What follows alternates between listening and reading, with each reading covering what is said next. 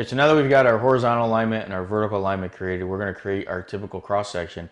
And what's nice about Business Center is you're going to be able to see that quarter model being built as we develop the template along our road. All right. So what I'm going to do is I'm just going to zoom in a little bit over here. And you can see that we've got a pretty straight standard road going through here. We've got an intersection and a roundabout. We're going to kind of start at this end. We're going to work our way over. We're not going to work on the roundabout right at this in this particular class. We'll kind of cover that in another set of videos. But we're going to kind of just work on the main road right now. And we're actually just going to build the top surface. But you could build all these other subsurfaces using these same tools. And there's a whole combination of tools that you can use. And we'll come back to those as well as we get more detailed. All right, right now we're just going to worry about the top finished surface for this particular example. So what I'm going to do is I'm going to go now to my create corridor. Now I could come over to corridor cross sections, digitize cross sections if those are in your plans. Multiple different ways of, again, depending on the data set you have. The data set we have, we're going to be able to create a template and push it along this alignments, these alignments, horizontal and vertical. So I'm going to click on create corridor. It's going to ask me for a name, so we'll go ahead and call that Paisley as well. You can see that it's using the Paisley horizontal alignment and the Paisley vertical alignment. The current material, we're just going to use the finished ground. That'll be the top, finished surface. We don't have an original ground, but if we did, we would set that here, as well as any native material or borrowed material. Okay, you can set those in here as well. If we had lines that we wanted to tie to, say like maybe a turn lane alignment or something, you would be able to select that here. You can come back and select it later, but you could do it here if you wanted to. We're not going to worry about that. We're just going to click OK.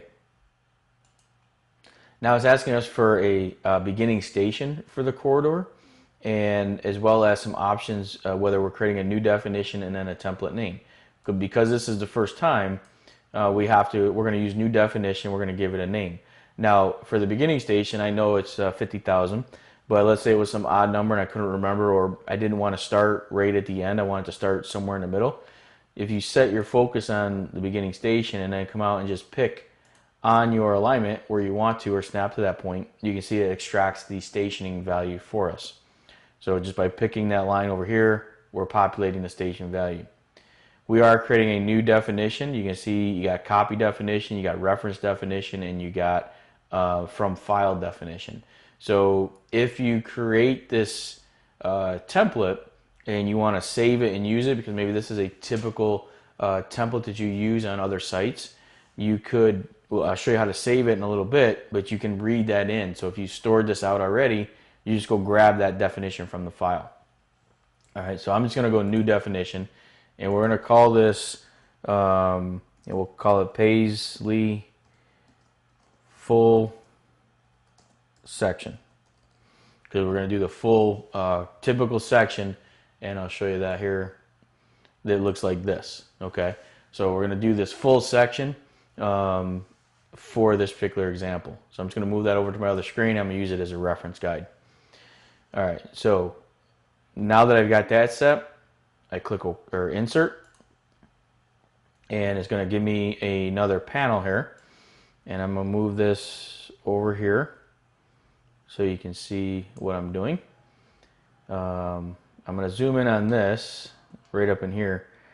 So we've got our plan view down below. We've got our, basically what we're doing is our cross section or template view, and then this little white space down below, as you see, as we add instructions, that will populate with information as well.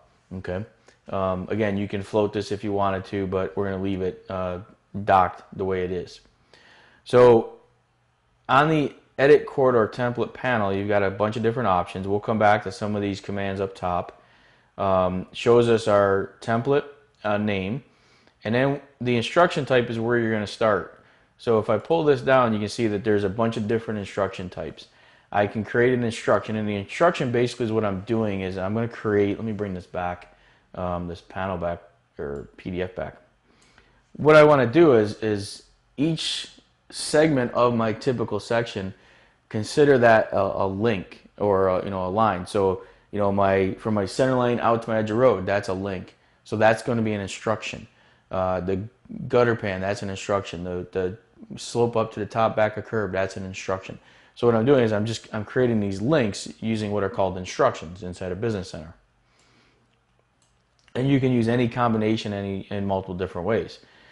Typically, offset and slope is going to be the main one. You've got offset elevation, you've got a side slope, you got slope, and you got slope elevation, you got a connect, super elevation, and surface. So a bunch of different methods. What I would recommend is at this window, hit the F1 key, and when you go to the F1 key, it'll bring up the information, and you can read what each instruction type will do. So offset slope instruction to define a node based on the offset and slope relative to one or more other nodes in the template. All right, so it kind of gives you everything right here just by clicking F1. All right, so what I'm going to do is my first node is this one right here, this 1 plus Paisley. So it numbers these nodes as I go through. So I'm going to choose offset slope, and I'm going to go and I'm going to start from that node. So that node 1 Paisley, and I'm going to do the right side, and then I'll come. What I'm going to show you is you can mirror this right side over to the left side and get a full section. So I'm going to concentrate on doing just the left side. My offset is going to be, because I'm going to the right, it's a positive value. So my offset based on my typical section of my plans is 11 feet to the edge of pavement. My slope is going to be a negative 2.5. And we're going to give it a name. I'm going to call this EOP for edge of pavement. Could be edge of gutter, but EOP. But you're going to be able to see that EOP as a point in your SCS 900 as a description of what it is you're staking out or grading to. Okay. You can select a code from here, lane, edge, shoulder. We're just going to leave it undefined for now.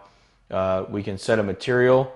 If you want to add more materials, you would come up to this icon up here, which is the manage material layer. So if we were going to do these other sub base materials that are in our let me bring this over in our plan here. You know, if we want to do the cement and the lime stabilization soil, if we want to create that, we could set up those materials as well. All right, we're not going to do that right now, but so we're just going to go ahead and click on add. So you set your parameters, you click add, and you're going to see that it's going to go out. And if you notice in the plan view, it actually created the one side of the road already. So that's that lane. Down below in our section view, if I zoom out, it's zoomed in pretty tight there.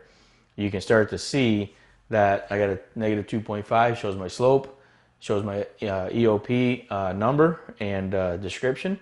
And now I can add more off of that. So the next piece is the basically the gutter pan. And I'm going to choose the offset elevation for that method. And instead of going from the center line, I'm going to go from that EOP. And from that EOP, I'm going to offset. We've got a 2-foot gutter, but the gutter pan is down a foot. So I'm just going to go and I'm going to offset it a 1 foot. And my elevation is going to be a delta of an inch. So from the edge of pavement, I want to come down an inch. So, you know, in 1 foot. So if I put in 1 with the inch symbol and then press enter, you're going to see that it actually creates that instruction. And when it creates that instruction, it did the math for me. Now I didn't want to, I kind of jumped the gun. I didn't want to hit enter, but if you look down below, you can see the instructions being listed. If I come down and double click on that last instruction, which is number 3, I can now come in here and edit that information. Okay, so where the name is, I want to put in that is the you know, maybe it's a gutter flow line, so the GFL. All right, so if I save that, now you can see it changed the name here, and it's listed now in my section here, my template. All right, now what I need to do next is I need to actually come back up and click on add instructions. I need to kind of go back into the add or edit mode. So I'm going to click on that. It's going to ask for my previous node. You can come out here and actually pick from the drawing or from the view. So if you set your focus here, you can actually pick there, and it actually sets it there. So if you couldn't remember it or wasn't sure which one you wanted, but you can see it visually, that's the one I want, I'm going to pick that one. Now, I don't want to do, actually, what I messed that one up again. Kind of jumping the gun, going a little too fast here. Let's go back and edit that. Now I went up an inch. I actually want to go down an inch, so I need to put a negative value in here and save that. So now I'm going down. Then when I add the instruction now, I'm going to do another offset elevation. This time I'm going to go from the gutter flow line, and I'm going to offset another foot. And now this time I'll go positive, and if I look at my instructions, I need to come up 4 inches from the gutter pan. So if I pick and go 4 inches and then just click in the name, you can see it converts it. It's going to go up, and this is just going to be my top back of curb. All right, now in the detail of the curb, we got a lot of, you got the face of curb. It actually comes up, has a little bit of a space off the back. I'm not getting that detail. That level of detail maybe needed if I was doing, you know, kind of more modeling. But what I'm doing here is I just need these critical points so that you know, I can stake them out or grade to. I need the edge of pavement. I need the top back of curb, and then I can come down and make these adjustments for, you know, my subgrades and stuff. But for right now, I just want this information. So we're going to call that top back of curb. We'll add that one. All right, you can see that it's creating that information for us. Okay. Now what I need to do is get the last piece is just kind of a 12-foot grade out at a 2%. So I'm going to switch back to my instruction type, and I'm going to use offset slope. And then I'm going to come down. I'm going to go to the top back of curb. My offset is going to be 12, and my slope is going to be 2%. And we're just going to call that, we'll just call it the right of way, because we're actually grading out 12 feet to the right of way. So we'll just call that, that's what we'll call it. I'll click add. And now you'll notice that it's building that model. So if I come down here and I zoom in and actually even make a 3D view of this, and we'll click here, oops.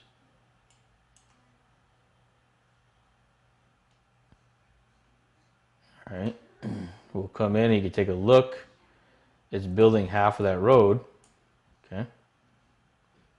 And I'll pan around, zoom around. You can see half of that road. So let me set my design here, see that a little bit better, okay?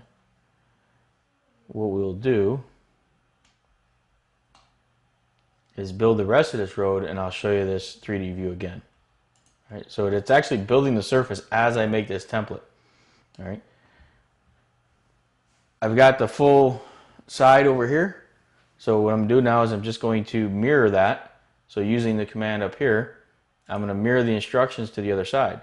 And again, you can see in the plan view, it's created the other side of the road.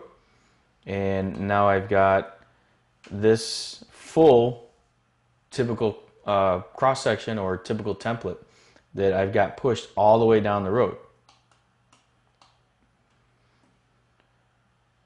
If I close that, let's create a 3D view, and we will split this view. Bring this guy up, zoom in there. Now you can see my road. If we exaggerate the view a little bit, you can really see the surface being modeled here behind me. Okay. Just kind of get it up out of the way there. So there's that model. So you can come in, we can make changes to it, edit it, do what we need to. What I'm going to show you next is I'm actually going to insert another template, because in this area we actually need to get rid of that daylight line and that curb and gutter. All right, so this pushed that one template all the way down the road. So if you had a typical road and you had one template, that's all you would need to do. You've got your corridor, it's built the surface automatically, that's your top surface. You can export it out, put it on your SCS 900, put it on your machine, and start, pushing dirt to the finished grade. Within your machine, you can make your adjustments to bring it down to your subgrades so you can start getting your earthworks. Not going to get into quantities, some other information right now, but you can do all that as well. You can, add materials, do your takeoff, and qualify it. What I want to focus on here is just really focusing on the tools to create the corridor model. Again, what I'm going to show you next is we're going to kind of create some other different templates for our project.